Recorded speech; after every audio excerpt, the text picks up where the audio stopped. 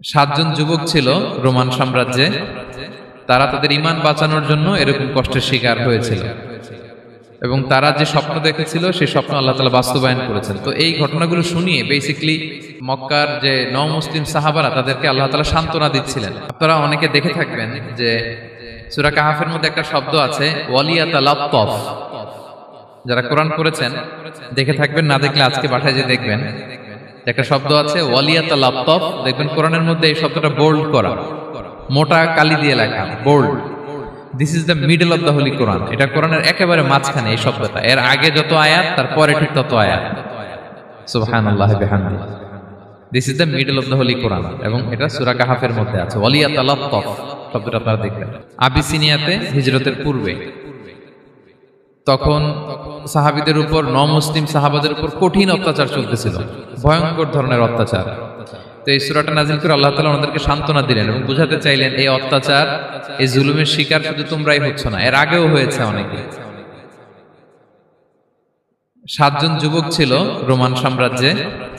তারা তাদের ঈমান বাঁচানোর জন্য এরকম কষ্টের শিকার হয়েছিল এবং তারা যে স্বপ্ন দেখেছিল সেই স্বপ্ন আল্লাহ তাআলা বাস্তবায়ন করেছেন। তো এই ঘটনাগুলো শুনিয়ে বেসিক্যালি মক্কার যে নও-মুসলিম সাহাবারা তাদেরকে আল্লাহ তাআলা সান্ত্বনা দিচ্ছিলেন যে ফ্রাস্ট্রেটেড হওয়ার কিছু নেই। ওয়ালা তাহিনু ওয়ালা তাহজানু ওয়া আনতুমুল আ'লাউনা ইন কুনতুম মুমিনিন। হতাশ হবে না, চিন্তিত হবে না, বিজয় তোমাদেরই হবে যদি তোমরা মুমিন হও, যদি তোমরা বিশ্বাসী হও, তোমাদের ঈমানের দাবিতে যদি তোমরা সত্যবাদী হও। এই সূরাটা নাজিলের একটা প্রেক্ষাপট আছে। মক্কার কুরাইশরা কোনোভাবেই যখন রাসূল সাল্লাল্লাহু আলাইহি ওয়াসাল্লামকে দমাতে পারছিল না, তখন তারা প্ল্যান করলো যে আমরা মদিনাতে যে মদিনার ইহুদিদের কাছ থেকে কিছু জেনে আসি। কারণ মক্কাবাসীদের নবী, রাসূল, ওহী, আখিরাত এগুলোর ব্যাপারে কোনো ধারণা ছিল না। তো ফলে তারা কুরাইশরা নজর ইবনে হারিস এবং উকবা ইবনে আবি মুঈত এই দুইজনকে পাঠালো, তোমরা মদিনায় যাও, মদিনায় ইহুদিরা থাকে, ইহুদিদের কাছে তাওরাত নাজিল হয়েছিল। They have idea regarding prophets and আখিরাত। আখিরাত কি, নবী কি, এগুলোর আইডিয়া তাদের আছে। তো তাদের দুইজনকে পাঠালো যে তোমরা যে তাদের জিজ্ঞেস করো যে আমাদের জ্ঞাতি ভাইদের মধ্যে থেকে একজন তো নবী দাবি করে, সে কি আসলেই নবী কিনা, আমরা কিভাবে বুঝবো? তো যেই চিন্তা সেই কাজ, তারা গেল মদিনাতে, মক্কা থেকে মদিনায়, যে খুলে বললো যে আমাদেরই এক ছেলে, আমাদেরই এক লোক বয়স 40 হওয়ার পর থেকে বলে আমি নবী, আমার কাছে ওহী আসে, আল্লাহ আমার কাছে বাণী পাঠায়, আর তিনি আমাকে বাণী বাহক করে পাঠিয়েছেন তোমাদের কাছে। এটা আসলে সত্য কিনা, আমরা একটু কনফিউশনে আছি। তো ইহুদিরা বলল তোমরা যে তাকে 3টি প্রশ্ন করবে, যদি উত্তর দিতে পারে বুঝবে সত্য নবী। 1 নম্বরে জিজ্ঞেস করবে যে মুহাম্মদ বলো তো আসহাবে কাহাফ কারা, আসহাবে কাহাফ সম্পর্কে তোমরা কি জানো? যে সূরাটার নাম সূরাতুল কাহাফ। কাহাফ মানে হচ্ছে কেইভ, গুহা, মানে গুহাবাসী। 7 জন যুবক এই গুহার ভিতরে আশ্রয় নিয়েছিল ঈমান বাঁচানোর জন্য। মুহাম্মদ তুমি যদি সত্য নবী হও বলো এই ঘটনাটা কি। 2 নম্বরে তাকে জিজ্ঞেস করবে জুলকারনাইন বাদশা সম্পর্কে কি জানে, সে কিছু জানে কিনা। 3 নম্বর তাকে জিজ্ঞেস করবে মা হুয়া রূহ, রূহ কি, যে রূহটা দেহে ঢুকলে মানুষ নড়ে চড়ে, প্রাণবন্ত একটা অ্যানিমেশন থাকে, এটা বের হয়ে গেলে সে ডেড বডি, লাশ হয়ে পড়ে থাকে।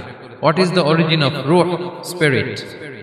এই 3টা প্রশ্নের উত্তর যদি জানে তাহলে আসলেই সে সত্য নয়। তারা এসে জিজ্ঞেস করলো মুহাম্মদ বলো আসহাবে কাহাফ কারা, বলো জুলকারনাইন কে, বলো রূহ কি। এই 3টা প্রশ্নের উত্তর যদি করতে পারো তাহলে বুঝবে তুমি সত্য নবী। রাসূল সাল্লাল্লাহু আলাইহি ওয়াসাল্লাম বললেন ঠিক আছে যাও, আগামীকাল উত্তর বলে দেব। তিনি ইনশাআল্লাহ বলতে ভুলে গেলেন। রাসূল সাল্লাল্লাহু আলাইহি ওয়াসাল্লামের ধারণা ছিল প্রতিদিনই তো জিবরাইল কোরআনের আয়াত নিয়ে আসে, তো তারই ধারাবাহিকতায় আগামীকাল আসবে, আমি জিজ্ঞেস করে নিব এই 3টা প্রশ্নের উত্তর। তারপরের দিন সবাই এসে হাজির, কিন্তু জিবরাইল আলাইহিস সালাম আসেনি। রাসূল সাল্লাল্লাহু আলাইহি ওয়াসাল্লাম একটু বিব্রতকর পরিস্থিতিতে বললেন। তারা বলল তুমি তো আজকে অ্যাপয়েন্টমেন্ট দিয়েছো, ডেট দিয়েছো, বলো উত্তর বলো। রাসূল সাল্লাল্লাহু আলাইহি ওয়াসাল্লাম বলল আজকে না, আগামীকাল বলে দিলাম। রাসূল সাল্লাল্লাহু আলাইহি ওয়াসাল্লাম ইনশাআল্লাহ কথাটা আর মনে করতে পারতেছেন না। এরপরের দিনও তারা এসে হাজির, কিন্তু রাসূল সাল্লাল্লাহু আলাইহি ওয়াসাল্লাম উত্তর দিতে পারতেছেন না। তারপরের দিন এভাবে পিছাচ্ছেন, রাসূল সাল্লাল্লাহু আলাইহি ওয়াসাল্লাম ডেট দিচ্ছেন, এভাবে 1 দিন 2 দিন 3 দিন না, 15 দিন। কয় দিন? এদিকে তো এই প্রশ্নের উত্তর জানার জন্য এখন 1জন 2জন আসে না, দলে বলে কাফিররা আসে। কারণ রাসূল সাল্লাল্লাহু আলাইহি ওয়াসাল্লামকে এখানে অপমান করা যাচ্ছে, ছোট করা যাচ্ছে, হেয় করা যাচ্ছে। তারা এসে হাসাহাসি করে। আবু বকর, ওমর রাদিয়াল্লাহু আনহুকে বলে দেখো তোমরা না বলছো সত্য নবী, উনি সত্য নবী হলে তো প্রথম দিন উত্তর দিয়ে দিতে পারতো, পারে না কেন? এটা থেকে বোঝা যাচ্ছে তিনি আসলে মিথ্যাবাদী। 15 দিন রাসূল সাল্লাল্লাহু আলাইহি ওয়াসাল্লামের জন্য এত বিব্রতকর পরিস্থিতি আর ছিল না। 15 দিন পর আল্লাহ তাআলা আয়াত নাযিল করলেন, ওয়ালা তাকুলান্না বিশাইইন ইন্নী ফাইলুন যালিকা গাদা ইল্লা আইয়াশা আল্লাহ। অর্থাৎ হে নবী, ভবিষ্যতের কোনো কাজে যখন ওয়াদা দিবেন, কমিটমেন্ট করবেন, আপনি আইয়াশা আল্লাহ মানে ইনশাআল্লাহ বলা ছাড়া কখনো দিবেন না।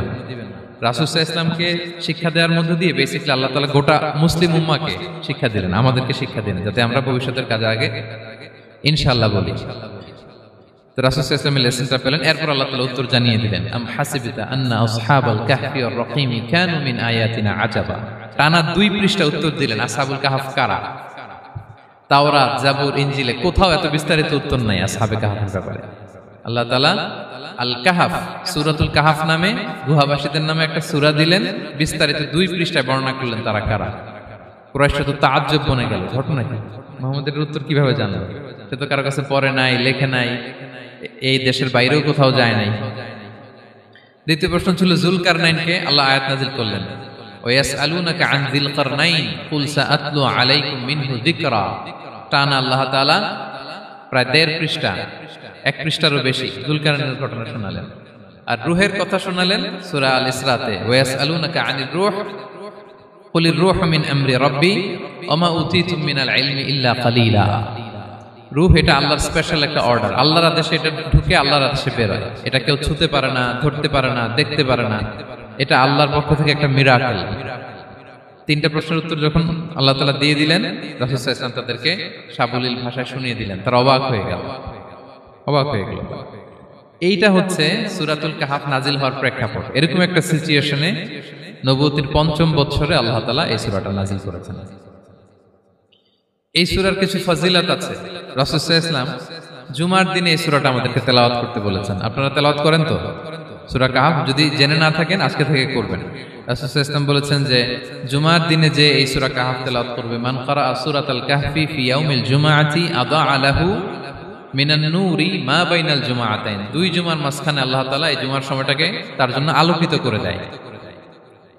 কি করে দেয়? আলোকিত করে দেয়। একটা নূর তার জন্য সেট করে, এই নূর তাকে হেদায়েতের পথে অবশিষ্ট রাখে। এটা হচ্ছে একটা। তাহলে জুমার দিন আমরা সূরা কাহফ তেলাওয়াত করব, মনে করি এটা সুন্নাহ।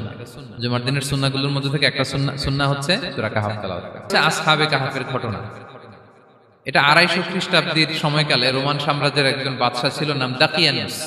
প্রতাপশালী বাদশা, পৌত্তলিক, মূর্তির পূজা করে। ঈসা আলাইহিস সালাম বিদায় নিয়েছেন, 250 বছর হলো। তো সব নবীর ধর্মই কিন্তু ইসলাম, যদিও আমরা নাসারা বলি, ইহুদি বলি, সব নবীদের ধর্মই কি ইসলাম। তো তিনি ছিলেন পৌত্তলিক, মূর্তির পূজা করত। আর তার এলাকায় কেউ যদি ঈসা আলাইহিস সালামের নাম নিত, আখিরাতে বিশ্বাস করত, আল্লাহ বিশ্বাস করত, তাদেরকে তারা পাথর মেরে হত্যা করত। এজন্য ভয়ে কেউ ঈসাই ধর্মে ঈমান আনতো না, মানে ইসলামে ঈমান আনতো না। এই রাজার ভয়ে সবাই মূর্তির পূজা করত। কিন্তু 7 জন যুবক ছিল, তারা স্রোতে গা ভাসিয়ে দেয়নি। স্রোতের বিপরীতে তারা ঈমান নিয়ে দাঁড়িয়েছে। তারা ঈসা আলাইহিস সালামের রেখে যাওয়া সত্য ধর্মের উপর ঈমান এনেছিল, আখিরাতে তারা বিশ্বাস করত।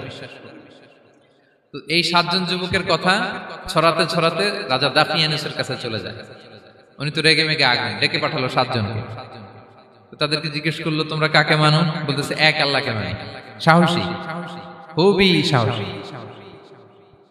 বলতেছে তুমি কি জানো তোমরা কার সামনে কথা বলতেছো? আমি তো তোমাদেরকে মৃত্যুদণ্ড দিতে পারি। তারা বলে দেন, কিন্তু আমরা সব বিসর্জন দিলেও ঈমান বিসর্জন দিতে পারবো না। সুবহানাল্লাহ। তিনি বললেন, তোমরা যুবক মানুষ, রক্ত গরম, আবেগে কথা বলতেছো, 3 দিন সময় দিলাম, যাও ঈসার নাম ভুলে যাও, আখিরাত ভুলে যাও, আল্লাহর নাম ভুলে যাও। 3 দিন পরে তোমাদেরকে আবার ইন্টারভিউ নেব। ওই দিন যদি একই কথা বলো, পাথর মেরে 7 জনকে দুনিয়া থেকে উড়িয়ে দেব।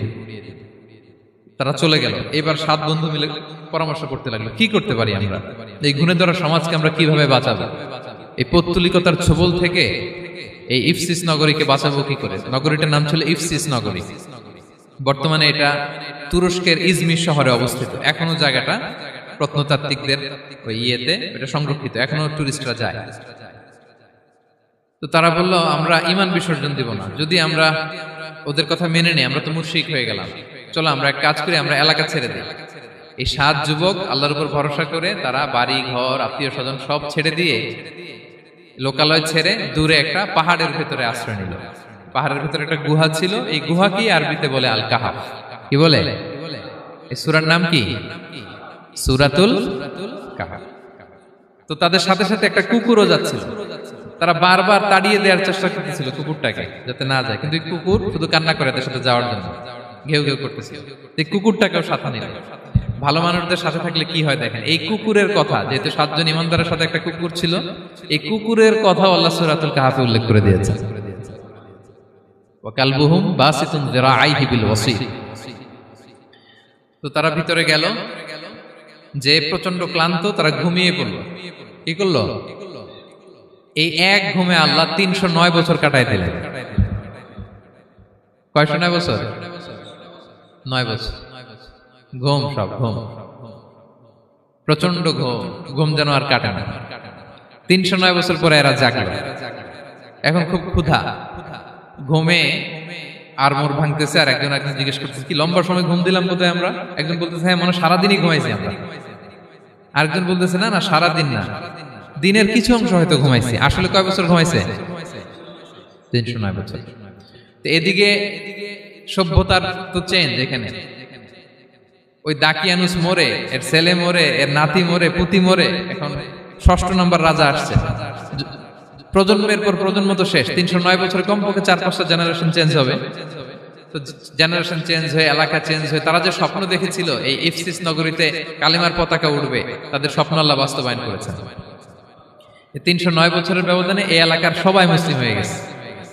আল্লাহ চাইছিলেন ওদেরকে দেখাবে এটা, ওদের স্বপ্নটা যে বাস্তবায়ন হয়েছে এটা দেখাবে। তো ঘুম থেকে উঠছে, একজনকে তারা বললো যে লুকায় লুকায় চাদর মুড়ি দিয়ে কিছু রুটি নিয়ে আসো বাজার থেকে, যাতে তোমাকে না চিনে।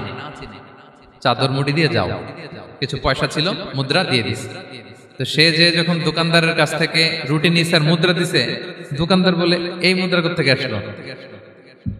309 বছর আগে মালয়েশিয়াতে রিঙ্গিট ছিল কিনা জানি না, যেভাবে ওরা ট্রানজাকশন করতে পারে, যেটা ছিল ওইটা যদি এখন কেউ দেয়, রাধুনী বিলাসে খাবার পাওয়া যাবে? হ্যাঁ। তো রুটিওয়ালা বলে তুমি বর্তমান সময়ের মুদ্রা দাও, এটা দিচ্ছ কেন? বলতেছে এটা তো বর্তমান সময়ের মুদ্রা। বলতেছে এই যে মুদ্রার মধ্যে দেখো কোন সালের সিল দেওয়া, এটা তো শত শত বছর আগে। বলতেছে কি বলে শত বছর আগে? আমি তো আজকে সকালেই বাজার করলাম, ওই বাজার করে যে টাকাগুলো ছিল ওইটাই তো পকেটে। বলতেছে বলে কি? নিশ্চয়ই তুমি গুপ্তধনের সন্ধান পেয়েছো, হিডেন ট্রেজার। বলো, মানে তার সাথে এদের কথাবার্তা কিছু মিলতেছে না। পরে তাকে ধরে ওই সময়কার রাজার কাছে নিয়ে গেছে। ওই রাজা আবার মুসলিম, সবাই মুসলিম তখন। সে যা বলে এরাও কেউ বিশ্বাস করে না, এরাও যা বলে এও বিশ্বাস করে না। আর এলাকা এর বাড়ি ঘর আসবে কোত্থেকে? এর নাতি পুতি যা আছে 5-6 পুরুষ তো মরে সবাই কবরে। তখন তার কথা শুনে সবাই অবাক। তো এটা মিলানোর জন্য তারা 309 বছর আগের দাকিয়ানুস বাদশার সরকারি যে নথিপত্র, ওই পুরাতন ছিঁড়া নথিপত্র তারা বের করলো। বের করে দেখে ঠিকই দাকিয়ানুস নামে এক বাদশা ছিল, আর অনেক শত শত বছর আগে মোস্ট ওয়ান্টেড 7 জন যুবক ছিল, যাদের ব্যাপারে এক্সিকিউশনের অর্ডার ছিল। এখন দেখে তারা অবাক। লম্বা ঘটনা আমি খুব শর্ট করে বলতেছি। পরে সবাই মিলে তাকে সহ ওই গুহায় গেল। গুহায় যাওয়ার পরে সে বাকিদেরকে ডাকতে গুহার ভিতরে ঢুকলো। আল্লাহ তাআলা 7 জনকে ওইখানে মৃত্যু দিয়ে দিলেন। চিরকালের জন্য এই 7 জন ঘুমায় পড়ল। আর এলাকাবাসী রাজা সহ ওইখানে তারা একটা মসজিদ নির্মাণ করলো। This is the story of আসহাবে কাহাফ। তো এলাকাবাসী যদিও মুসলিম হয়েছিল, কিন্তু আখিরাতের ব্যাপারে তাদের একটা সন্দেহ ছিল যে আসলে মানুষ মরার পরে কি আবার জীবিত হবে? মৃত্যুবরণ করার পরে আবার মানুষ জীবিত হবে? তাদের মনের মধ্যে একটা সন্দেহ ছিল যে আসলে মারা গেলে মানুষ আবার উঠতে পারে। তাদের এই সন্দেহ দূর করার জন্য আল্লাহ তাআলা এই 7 জনকে 309 বছর ঘুম পাড়িয়ে আবার জীবিত করলেন। সুবহানাল্লাহ বিহামদিহি। তাহলে ঈমান কিভাবে বাঁচাতে হয়, এটার প্রেরণা আমরা এই 7 যুবকের কাছ থেকে পাই। এখানে যেটা আমরা শিখি প্রিয় ভাইরা, 1 নম্বর লেসন হচ্ছে আমাদের গুড কোম্পানি লাগবে, রাইটাস পিপল, মানে আমাদের সার্কেলটা ভালো হইতে হবে। তাদের 7 জনের সার্কেলটা খুব ভালো ছিল, ফলে তারা বিপথে যায় নাই, এবং তারা এমন শক্ত সিদ্ধান্ত নিয়েছে যে আল্লাহ তাআলা সেটাতে বরকত দিয়েছেন, গোটা সমাজকে আল্লাহ তাআলা চেঞ্জ করে দিয়েছেন। এটা হচ্ছে 1 নম্বর লেসন। আপনি ঈমান বাঁচাতে হলে আপনার সার্কেল ভালো লাগবে। খুঁজবেন, যে এলাকায় যাবেন ওখানে নামাজি সার্কেল কারা আছে, ওখানে জ্ঞানী গুণী সার্কেল কারা আছে, ওখানে ভালো কাজ করতে চায়, একে অপরকে সহযোগিতা করে, কল্যাণের পথের যাত্রী কারা আছে খুঁজতে হবে আপনাকে। খুঁজে ওই সার্কেলে আপনি যুক্ত হবে, তাইলে ঈমান বাঁচানো যাবে।